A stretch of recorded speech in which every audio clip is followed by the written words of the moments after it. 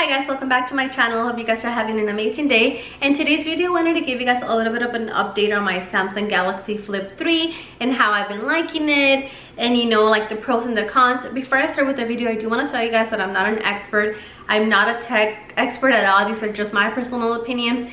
So I do want to apologize if you know there's some things I butchered, but I'm trying my best. So let's go ahead and get on with the video. Go ahead and start with the pros. So I think the main reason why I got this phone and why I really was intrigued by it was the concept of the flip phone and how it looks. So I'm very into minimalistic stuff. I love the look of very timeless and minimal stuff. So when it came out, I was already looking to get the Galaxy Flip 2, but I didn't like the monochromatic look of it, and I heard a lot of bad reviews on it. So when this came out, I sold my Samsung S21 and I got this. I had my S21 for a few months and I love that phone.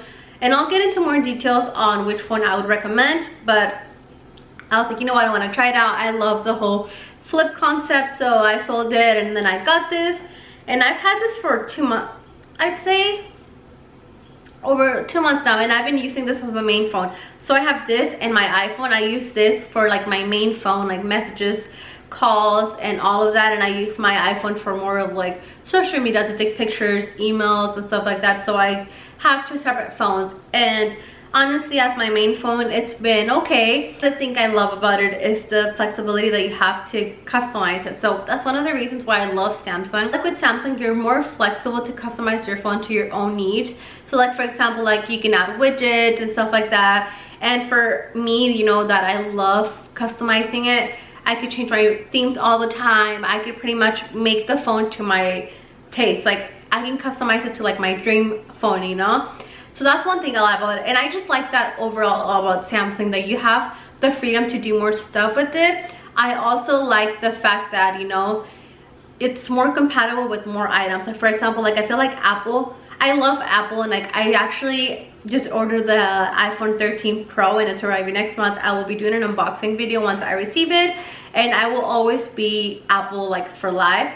But I wanted to try Samsung, you know, and I wanted to give it a try, and I wanted to see how it worked for me. And like I said, so far I really like it.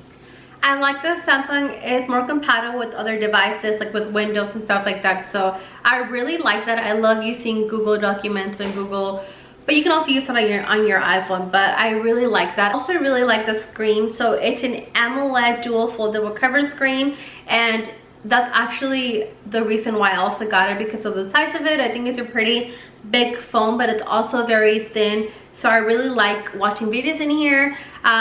So that's one of the other reasons I really like it. I like the 4K recording. I know other phones offer that, but I really like that about it. So I really like the price of it. So I know that when Samsung came out with their first foldable phone, it was like $1,500, and when this came out, it was $1,000. Yes, it was still pretty expensive, but that's how much usually an iPhone will cost you, around $1,000. So I thought that the fact that they downgraded, that the fact that they lowered the price and they upgraded the phone, like that was a big plus. Like I said, as soon as they came out, I was intrigued by it, and I was like, you know what, I need to get that phone and I need to try it out and see how I like it. I also like the fact that it has the facial recognition and also the fingerprint, and it's very fast. I had the Samsung S21 and the fingerprint was lagging a little bit, so I like the fact that you can use both. You can also use the passcode and stuff like that, so that's really good. I like the fact that it's USB Type-C and it has fast charging. Like that's one of the reasons why I also really like it. It's fast, it charges very fast, and also it's good for gaming. The screen itself is a very good size.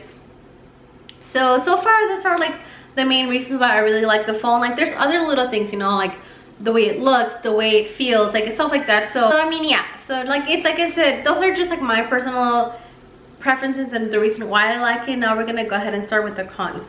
So I think the big like flaw that I found on this phone was the battery life. I think the battery life sucks. I think that if you guys are looking for a phone that you guys are going to be using all the time, I would not recommend this unless you have a portable charger. But I know that if you constantly charge your phone, eventually the battery will mess up. So this phone I would not recommend for somebody that's always on their phone or stuff like that. Like it just I have to charge my phone at least 2 times a day, and I don't even use it as much as I use my iPhone. I remember with my iPhone, when I would charge it overnight, the battery would last till the next day sometimes. So I think that's one of the big cons that I don't like about this phone. And I'm actually just pulling up a little list that I have here.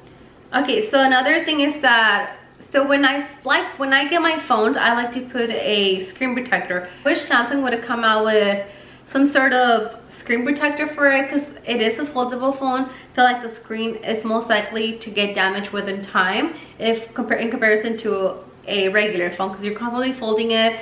So I feel like that's one thing, but I mean, it's not like that much of a deal breaker, but I wish, you know, Samsung, or there was some sort of way you can put a screen protector. It does come with a little plastic, and they even when you first get the phone, they tell you that to not take it out. So that's one of them.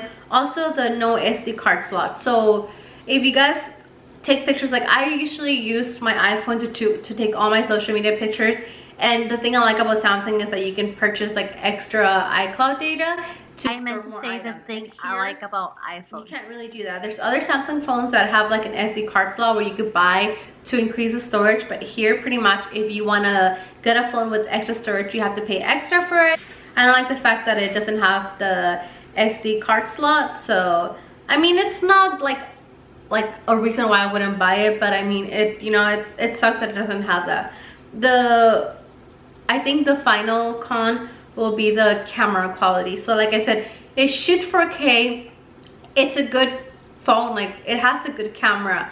Well, does it have the best camera? Not at all. I've tried taking pictures with this phone and they come out okay. I mean, if you're taking a picture during like the day, you know, it comes out good and bright.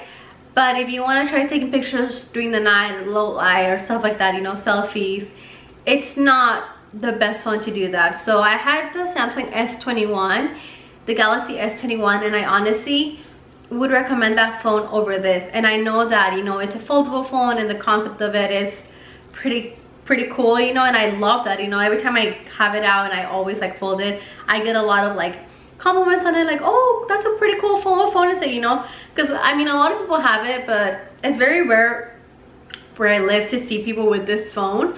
So I've gotten a few compliments every time I go out when I take it out, like, oh, it's a really nice phone. So I really like that. I like the fact that, you know, that it's a very unique phone.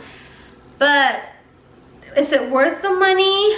I don't think it is. Like I said, the concept, you know, that it folds. If you guys can like find it refurbished or like used, then I would totally recommend it. But I wouldn't recommend paying. I mean, I paid $1,000 when I got it because it was when it first came out.